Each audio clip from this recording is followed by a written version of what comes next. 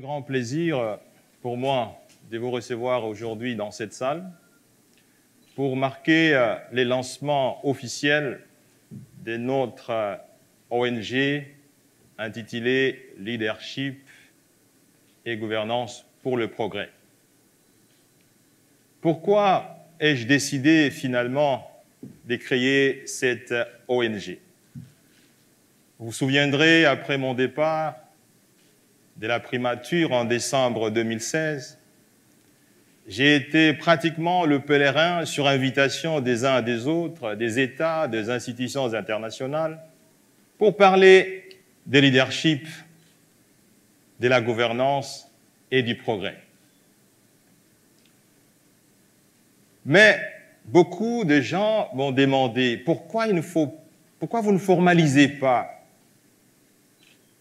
Parce que finalement, la jeunesse comprend l'essentiel de votre message. Mais les conférences ne suffisent pas.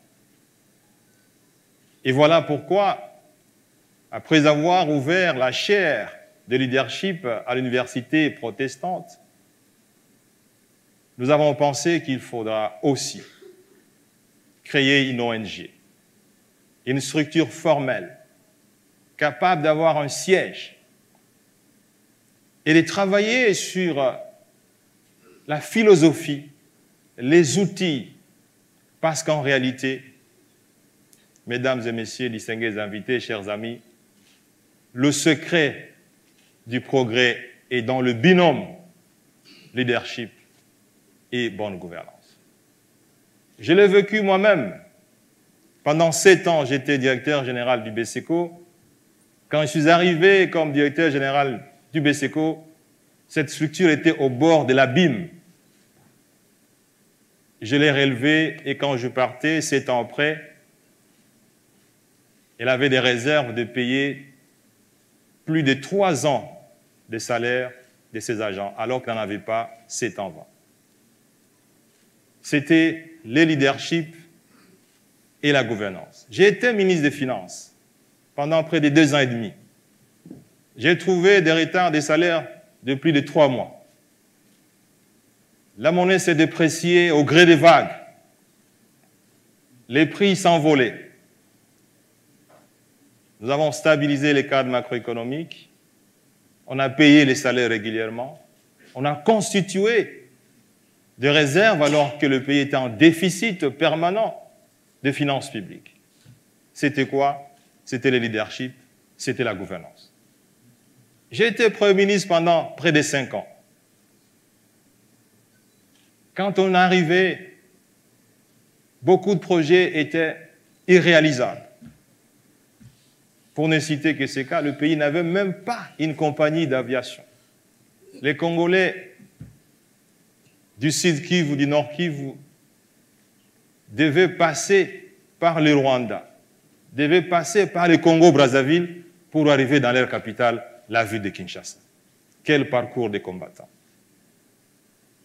Les exemples sont légion, mais les progrès macroéconomiques que nous avons réalisés au cours de cette période s'étaient dus principalement à un leadership de qualité, à une gouvernance de qualité. Voilà pourquoi, chers amis, quand nous avons quitté ces fonctions, nous pensions qu'il serait irresponsable de ne pas rappeler les binômes qui constituent les détonateurs du progrès. Voilà pourquoi nous avons pensé qu'au-delà de ce pèlerinage sur les conférences, il était important qu'on puisse structuraliser. Il faut qu'il y ait un support institutionnel. C'est vrai, la chaire à l'université, tout le monde ne peut pas aller à l'université pour apprendre le leadership et la gouvernance. C'est une chaire diplômante avec des conférences. Mais il faut une structure dont l'objectif serait effectivement non seulement de cultiver davantage la philosophie, mais de la partager. Des séminaires auprès de la jeunesse, comme nous l'avons fait tout récemment à Bukavu avec l'archevêque Maroy. qui a appelé tous les jeunes de l'archidiocèse de Bukavu et avec qui nous avons partagé, nous avons co-animé avec lui sur le leadership et la personnalité responsable. Et les jeunes étaient émerveillés. Et des leaders se sont créés. Parce que, comme vous le savez, chacun d'entre nous, à sa naissance, est leader.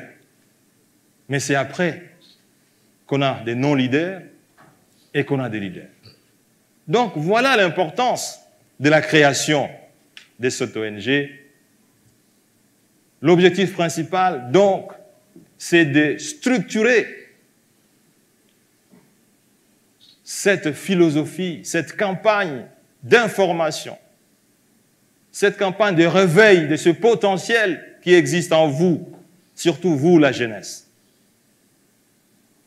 De réveiller vos responsabilités, vos qualités, vos dons de leadership. Parce que tout le monde naît leader, mais tout le monde ne devient pas leader. Ceci est donc important et le siège de cette ONG va dans un premier temps être situé au siège de la Fondation Mapon, qui est ici sur le boulevard du 30 juin, au building Kiyoyasita, en face de la Grande Poste, au 5e étage. Mais plus tard, c'est un siège dédié à cette ONG qui sera opérationnel parce qu'à ce moment-là, si vous voulez effectivement aller vous renseigner, vous trouverez une adresse précise et autonome. Mais dans un premier temps, le siège sera partagé avec le siège de la Fondation Mapon, au lieu que je vous ai indiqué. Un site web sera ouvert.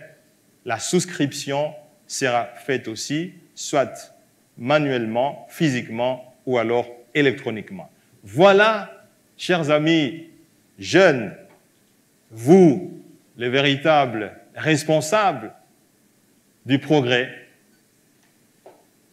voilà situé, voilà expliqué la philosophie et la quintessence de la cérémonie d'aujourd'hui. Comme vous l'avez remarqué, cette ONG que nous sommes en train de créer porte 3 mots ayant un contenu fort chacun. Leadership et gouvernance pour le progrès. D'une part, vous avez le leadership. D'autre part, vous avez la gouvernance. Et enfin, vous avez le progrès. En réalité, le leadership est à la base de la bonne gouvernance. Et le leadership et la bonne gouvernance sont à la base du progrès. Voilà pourquoi il m'a paru important de prendre quelques minutes de votre temps, au-delà de ce que je viens de faire, donc vous présenter la philosophie, l'objet principal de cette ONG, la localiser, mais aussi vous expliquer brièvement quel est le contenu, de manière à ce que quand vous quittez cette salle, vous soyez convaincus que vous n'êtes pas venu vous promener, vous n'êtes pas venu perdre votre temps, qu'en réalité, vous êtes venu décider aujourd'hui de prendre votre responsabilité de devenir leader parce que vous avez, de votre naissance, une responsabilité, parce que vous êtes unique et chacun d'entre vous possède ce potentiel exceptionnel que Dieu a plan ciel. Je voudrais vous dire, chers amis, que lorsque Dieu créa le monde, il a créé la terre dans sa nature sauvage. C'est Dieu qui a créé le monde. C'est Dieu qui a créé la terre. Et même dans la création de la terre par Dieu, vous y trouvez l'essence même de leadership. Après avoir créé la terre, Dieu crée l'homme. Dieu crée l'homme et la femme. Voilà le départ de l'histoire de l'humanité. D'une part, la terre, l'autre part, l'homme et la femme. Mais d'où vient le reste, camarades. Le reste vient de l'homme. C'est l'homme qui crée le développement et c'est l'homme qui crée le sous-développement. Dieu a uniquement créé le monde. Il a créé la terre. Dieu n'a jamais créé les États-Unis. Dieu n'a jamais créé l'Italie.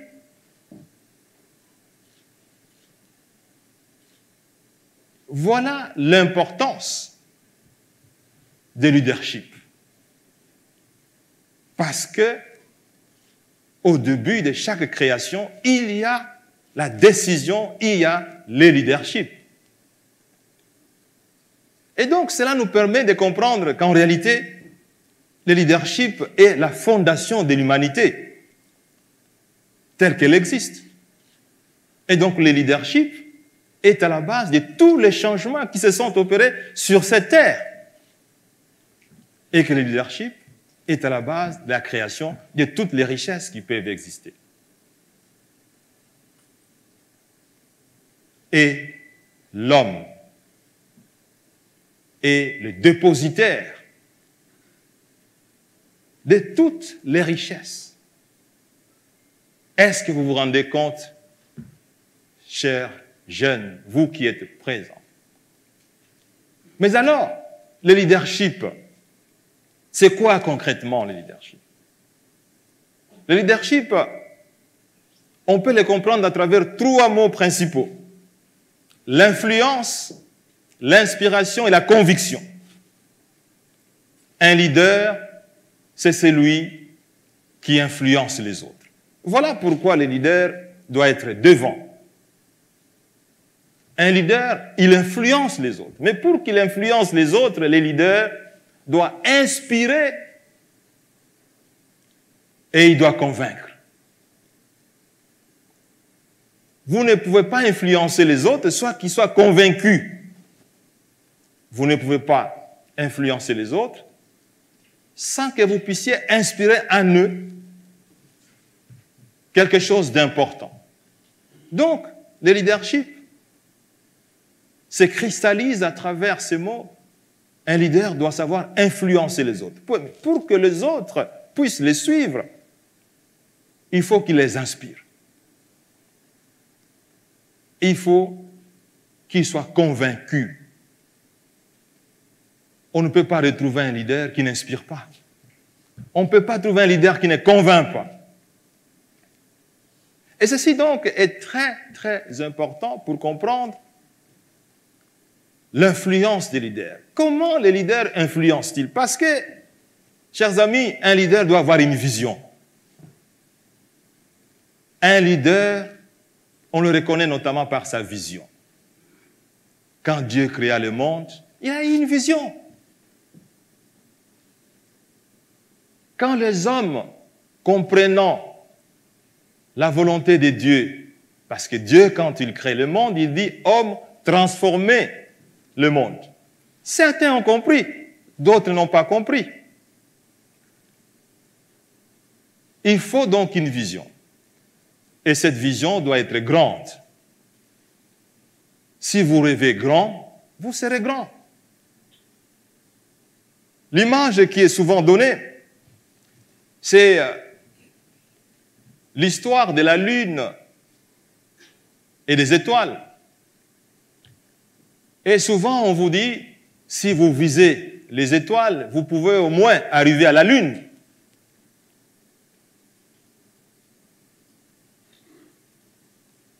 L'étoile la plus rapprochée de la Terre, Proxima de Centauria, est à près de 42 000 milliards de la Terre.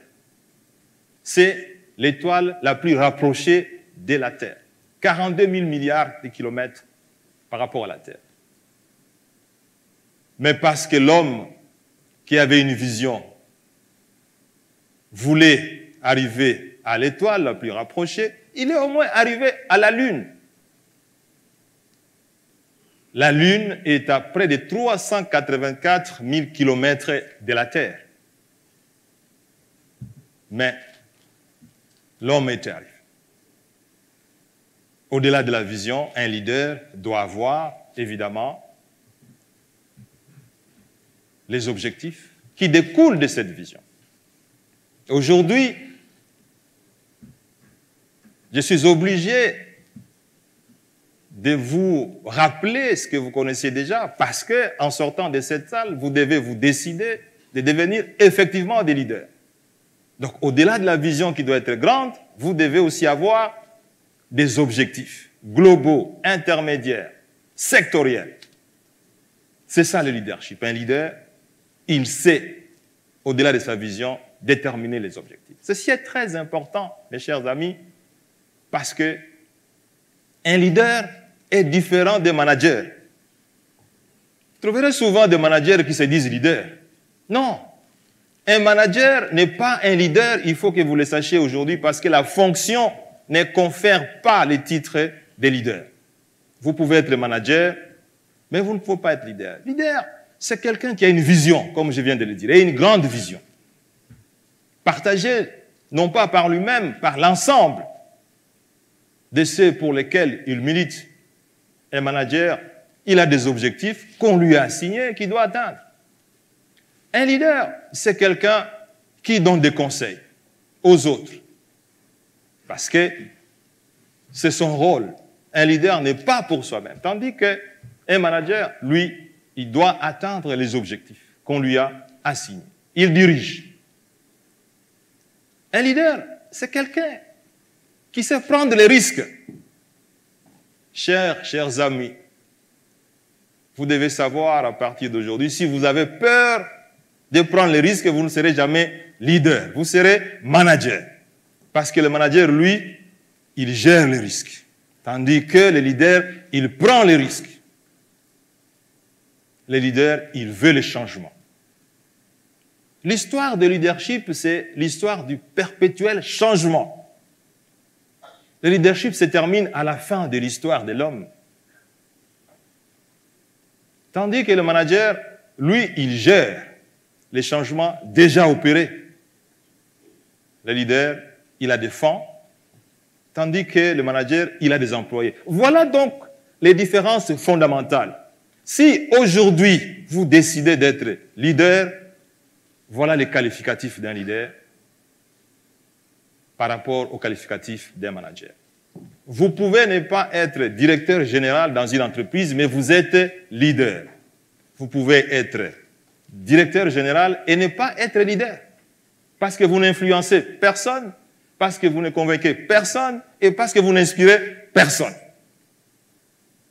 Ceci est très important que vous le sachiez en sortant de cette salle, parce que je sais que chacun d'entre vous va s'engager pour désormais devenir un leader. Mais ce que vous devez savoir, c'est que quand vous aurez décidé de devenir leader, chers amis, vous aurez vous-même construit votre armée d'adversaires, d'ennemis, parce qu'à ce moment-là, vous dites, je suis devenu leader.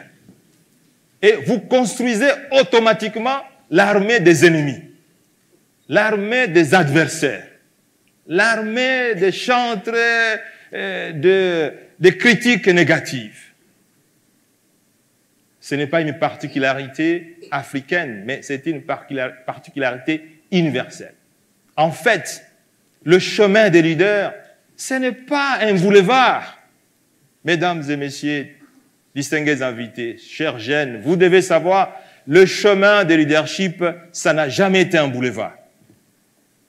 Je vois certains d'entre vous ici qui, défendant la justice, ont même été interpellés et menacés d'être jetés en prison. C'est ça le chemin du leadership. Parce que c'est une navigation en contre-courant. Comme je vous l'ai dit, le chemin du leadership, c'est le chemin du changement.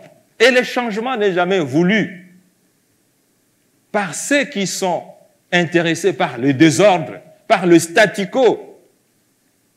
Et c'est pour ça que les études scientifiques ont démontré que rien que 1% de la population mondiale est constituée des leaders. Et les 99% sont constitués des non-leaders. Aujourd'hui, chers amis, voulez-vous appartenir à ce pourcentage rare des 1%? Oui. Il est faux parce que ce sont des hommes comme vous qui ont décidé d'être des leaders et de changer l'histoire de l'humanité. Donc, le chemin de leadership, c'est un sentier plein de difficultés. Mais Robert Kennedy disait, si vous voulez le progrès, lui, veut le changement. Mais les changements sont impopulaires. Vous avez vu beaucoup de personnes, des dirigeants disent, ils ne peuvent pas opérer les changements parce que ça va soulever des protestations. Mais il ne faut pas choisir une chose et son contraire. Si vous voulez les changements, vous devez absolument susciter les critiques. Mais il faut progresser parce que les changements s'opèrent dans les critiques. Les changements s'opèrent dans l'adversité. Les changements s'opèrent dans les oppositions. Et c'est pour ça, mesdames et messieurs, distingués invités, chers jeunes, vous devez savoir qu'un leader doit avoir des valeurs. Un leader doit avoir des valeurs. Il n'y a aucun leader qui est doté des antivaleurs. Parce que pour que vous puissiez influencer les autres, vous devez être une référence. Vous devez être un rôle modèle, comme on le dit en anglais. Donc, quelqu'un qui inspire les autres, quelqu'un qui peut être suivi. Vous devez être un dépositaire de valeurs. L'honnêteté, la constance, chers amis. Vous ne pouvez pas être un leader et vous changer à chaque saison, dans tous les secteurs possibles.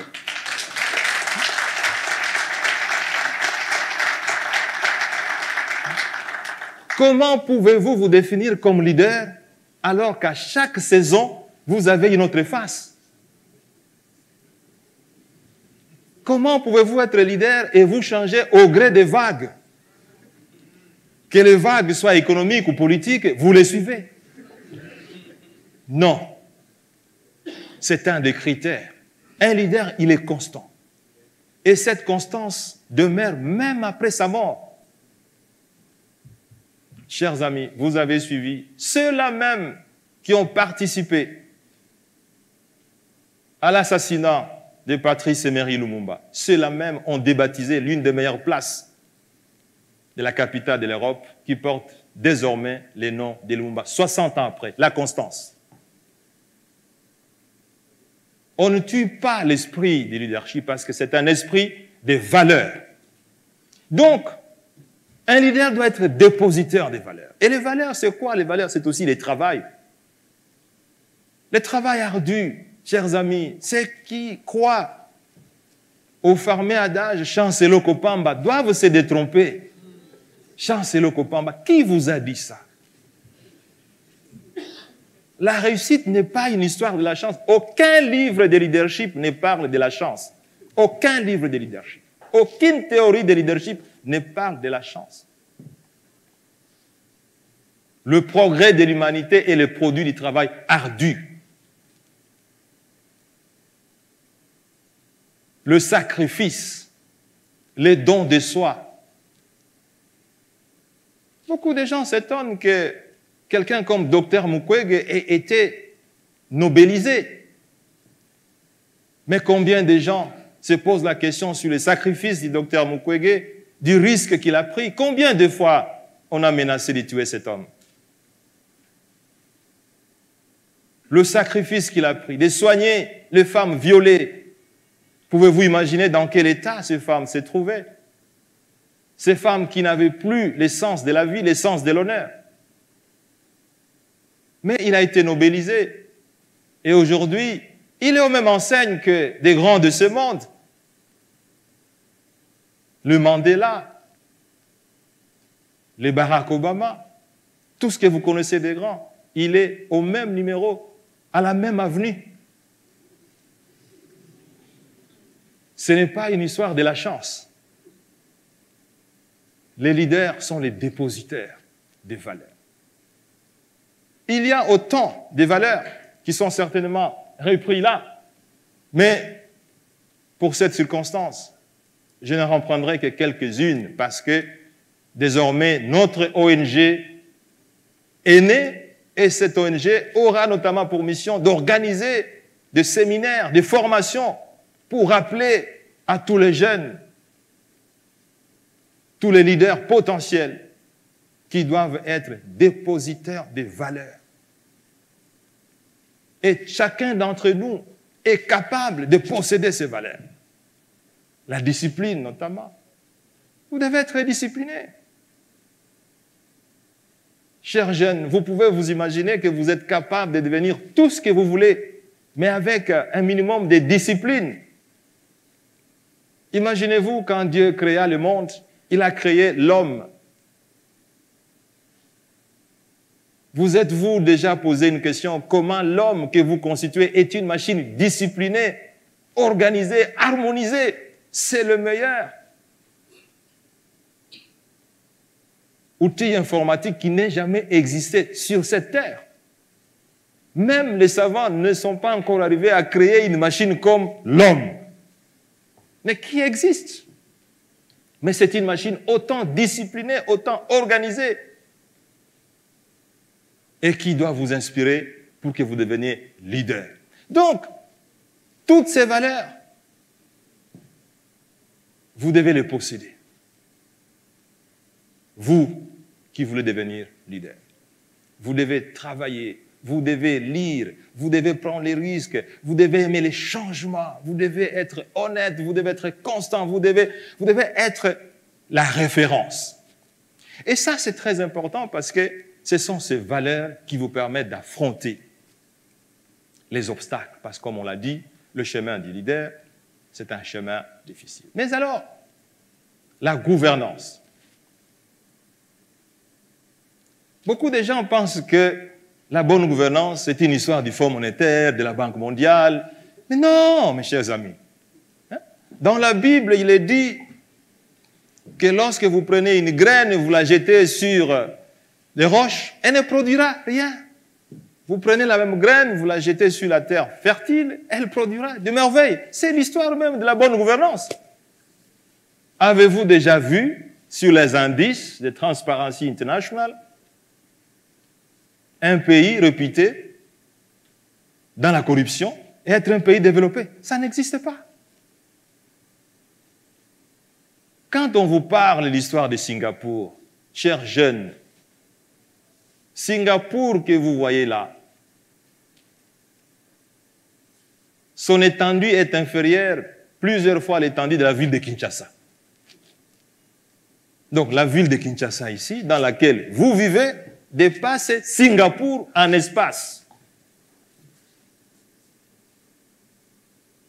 Qui d'entre vous ne connaît pas Singapour ici? Allez poser la question aux Singapouriens. Je crois que 90% ne connaissent pas la ville de Kinshasa. Pas parce qu'ils n'aiment pas les Quinois ou les Congolais, tout simplement parce que la ville de Kinshasa ne représente rien dans l'histoire économique du monde. Les réserves d'échange de Singapour, une petite ville moins spacieuse que la ville de Kinshasa, près de 400 milliards de dollars américains. Kinshasa, la RDC, moins de 600 millions de dollars américains. Donc Singapour peut acheter plusieurs fois la RDC. Le leadership. Ça fait sourire, mais c'est dramatique.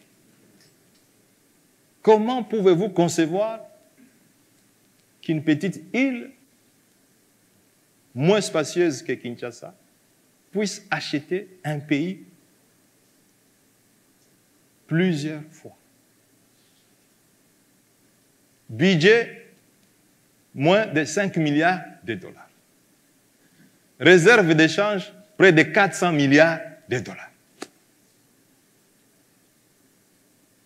Quand on pose la question au général Premier ministre Lee Kuan Yew de Singapour, il dit, quand je deviens le dirigeant de Singapour, deux chemins. À gauche, le chemin de la corruption et de la mauvaise gouvernance, et à droite, le chemin du leadership et de la bonne gouvernance. J'ai choisi le chemin du leadership et de la bonne gouvernance. Voilà le miracle de ce qui explique le miracle de Singapour. Pourquoi, chers jeunes, ne pas vous parler de l'histoire des pays qui ont progressé? Lee Kuan Yew dit qu'il n'y a que ce binôme-là qui a fait qu'aujourd'hui, le président des États-Unis, Trump, peut arriver à Singapour, rencontrer le président nord-coréen, partir de Singapour sans jamais critiquer le Singapour. Vous connaissez comment le président Trump est très fort en critique. Surtout pour ceux qui ne réalisent pas le progrès. Donc, la gouvernance ne peut pas être considérée, chers amis, chers jeunes, comme une obligation pour vous. Mais ça s'impose. Si vous voulez être leader, si vous voulez le progrès, la gouvernance s'impose à vous. La gouvernance peut être politique. Elle consiste à choisir des bons dirigeants. Vous ne pouvez pas avoir des dirigeants qui ne sont pas les meilleurs d'entre vous. Quand une équipe ou une armée va en guerre, pourquoi est-ce qu'ils mettent les tireurs d'élite devant? Vous pensez que c'est d'une manière involontaire qu'on mette les meilleurs de l'armée devant? Non, c'est parce que ceux qui sont devant sont en mesure de créer la différence. Pourquoi est-ce que quand on recrute le pilote de guerre, on choisit parmi les meilleurs? Parce que le pilote de guerre, quand il entre dans un avion, il est seul. Il peut y avoir des pannes, il peut y avoir des imprévus, mais il doit être en mesure de décider seul. Parce que l'avenir de tout un pays qu'il a envoyé dépend de lui. Il doit aller, il doit accomplir sa mission seul et il doit rentrer avec objectif atteint. Donc, vous les leaders, vous devez savoir que la bonne gouvernance politique, elle est aussi importante. De la même façon que la bonne gouvernance juridique, le respect des textes de manière tout à fait indépendante, indifférenciée, que le texte soit constitutionnel, réglementaire, que ce texte s'applique de la même façon pour tout le monde. Parce qu'il n'y a pas de petits hommes et de grands hommes. Que le texte judiciaire s'applique aussi de la même façon pour tout le monde. La justice élève les nations. Et vous ne pouvez pas vouloir à la fois vous élever et détester la justice. La bonne gouvernance peut être aussi sociale, c'est-à-dire veiller à ce que la fracture sociale entre les riches et les pauvres ne s'accroisse pas, mais qu'elle diminue davantage afin que tout le monde ait l'essence de vivre, parce que la Constitution garantit le même niveau de vie pour tout le monde à la naissance. Donc, en définitive, chers amis leaders, au-delà de ces qualités de leaders qui vous permettent d'avoir une vision, de définir des objectifs, d'avoir des valeurs, de choisir les sentiers, non pas les boulevards, vous devez être doté des qualités de bonne gouvernance dans tout le domaine possible. Gouvernance politique, gouvernance sociale, gouvernance judiciaire, juridique, économique et financière, pour que vous puissiez être ces binômes chers à l'humanité, ce binôme cher au progrès. Mais le progrès, parce qu'il faut qu'on en parle, ces derniers mots qui composent les trios de notre ONG, c'est notre ONG ensemble avec vous, cette ONG. Votre présence aujourd'hui, c'est une présence historique, parce que cette ONG doit être, certes, l'un des détonateurs de ce leadership de qualité que vous rêvez tant, de cette gouvernance dont vous rêvez tant. Parce que le progrès, chers amis, les nations développées Ce n'est pas le fait d'un accident. Je l'ai dit dans l'entrée des jeux que Dieu n'a pas créé un pays développé, un pays sous-développé. Et ceux qui sont chrétiens, je sais qu'il y a beaucoup de chrétiens ici qui prient énormément à Dieu, mais il n'y a pas un Dieu pour les riches, c'est un Dieu pour les pauvres. Sinon, si ce n'était que par la densité de la prière, tous les pays sous-développés seraient déjà développés.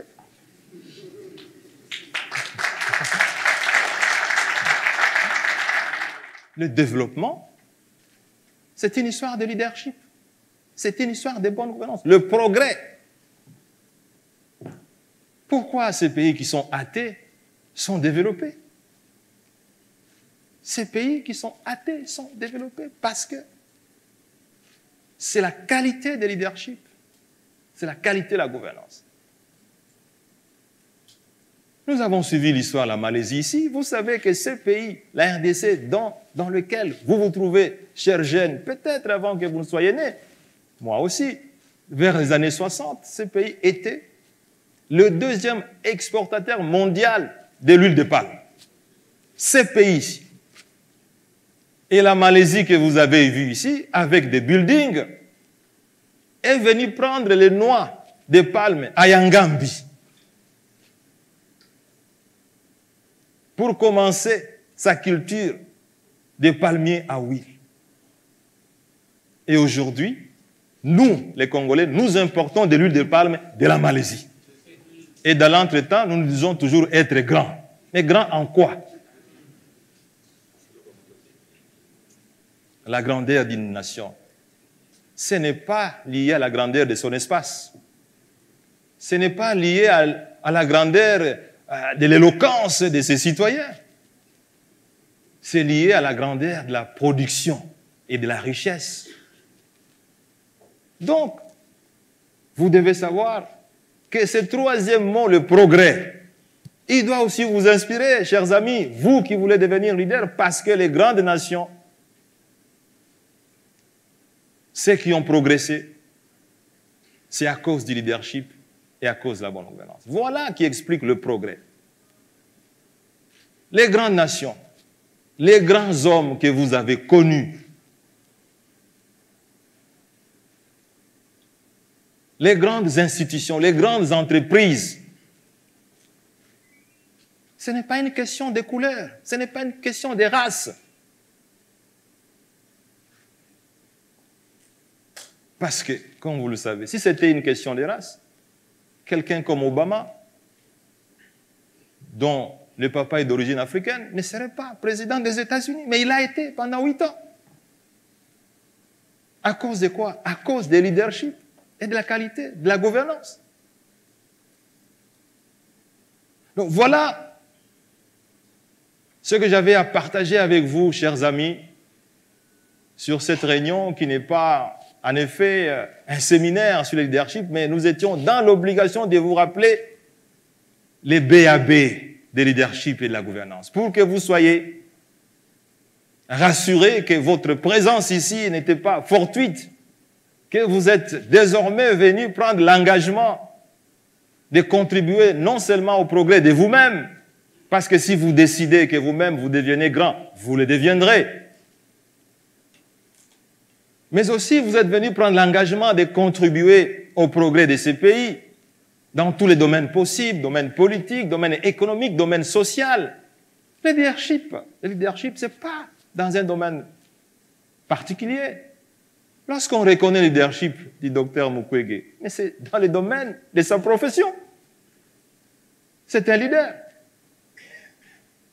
Dans tous les domaines possibles, vous avez des leaders. Et vous avez donc ce potentiel d'être leader. Voilà pourquoi nous avons pensé qu'il fallait réveiller ce potentiel, ce don qui est en vous, parce que vous êtes un leader qui vous oubliez. Réveillez-vous, parce que l'avenir du monde, l'avenir du continent, l'avenir du pays et votre propre avenir est entre vos mains. Je vous remercie.